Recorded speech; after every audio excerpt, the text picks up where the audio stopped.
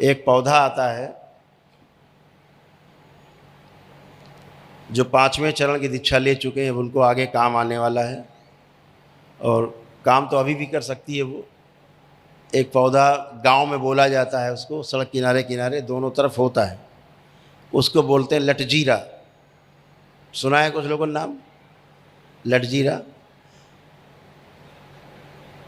और भी कई नाम उसके, अपामार्ग बोलते हैं उसको, अपामार्ग बोलते हैं। वो पौधा देखा होगा जो आप झाड़ियों में जाओ तो जीरा ऐसे आपके कपड़ों में चिपक जाते हैं, देखा है? तो उसे बोलते अपामार्ग। वो अपामार्ग जो है सफ़ेद भी होती है और लाल भी होती है।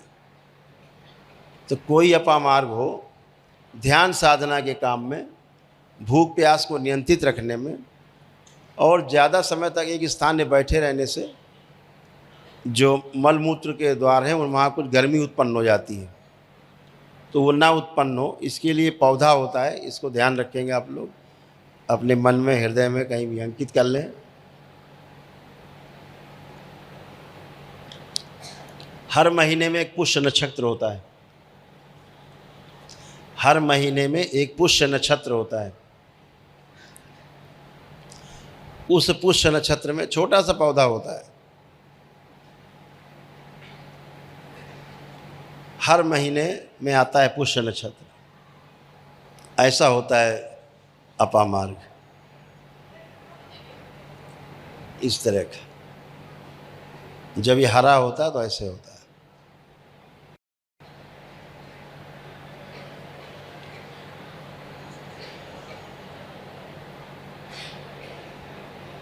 आप लोग जब नेट पे डालेंगे मोबाइल में अपामार्ग तो दिख जाएगा, है ना?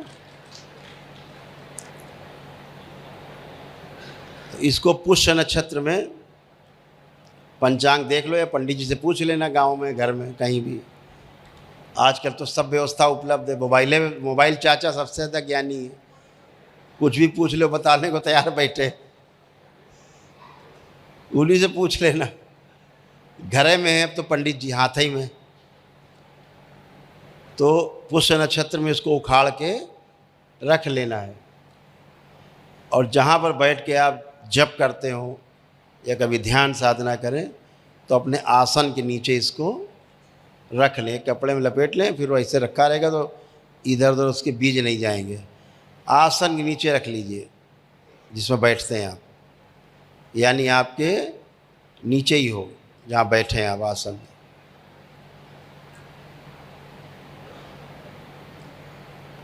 तो एक तो आपको निद्रा नहीं आएगी,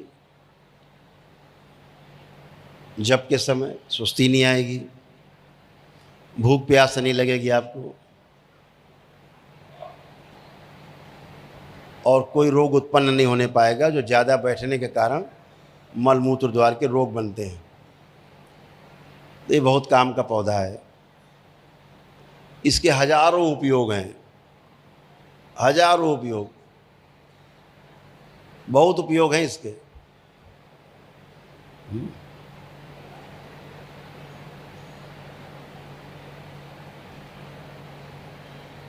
किसी के कमर अमर में दर्द होता हो ना, जिसकी जड़ काट के, पुष्य नक्षत्र वाली जड़ काट के और उसके कमर में बांध दो, उसका दर्द और चला जाता है तुरंत। बहुत करामाती पौधा है।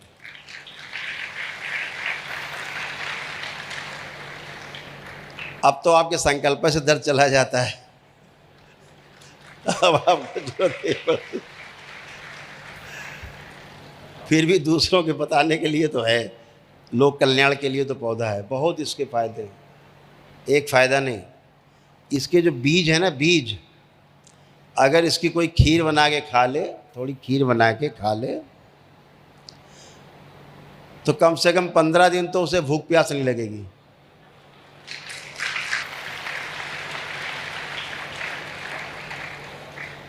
इसका साधक लोग पुराने ज़माने में बहुत इस्तेमाल करते थे। अपना बनाई खीर और खा गए और गुफा में घुस गए। अब कौन बार बार पेशाब करने जाए, कौन बार बार मल त्याग करने जाए, उन्होंने खाया, काम खत्म सब।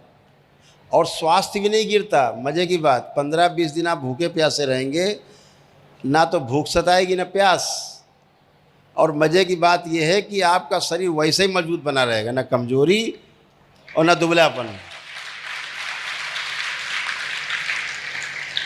इतना अद्भुत ये पौधा है। ये जो नहीं नकली वाले चिल्लाते नाटक भूत प्रेत वाले, है ना, हम बताएं बहुत, अभी कल ही तांत्रिक बन जाओगे सवेरे सवेरे। उसकी पेशी ऐसी शांत हो जाएगी तुरंत। इतना खतरनाक पौधा है ये, इसे लोग हल्के में न लेना।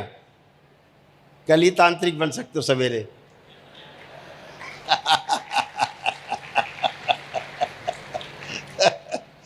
तो बहुत अद्भुत है पौधा। बहरहाल और कुछ न करना, लेकिन आसन के नीचे इसको जरूर लेना।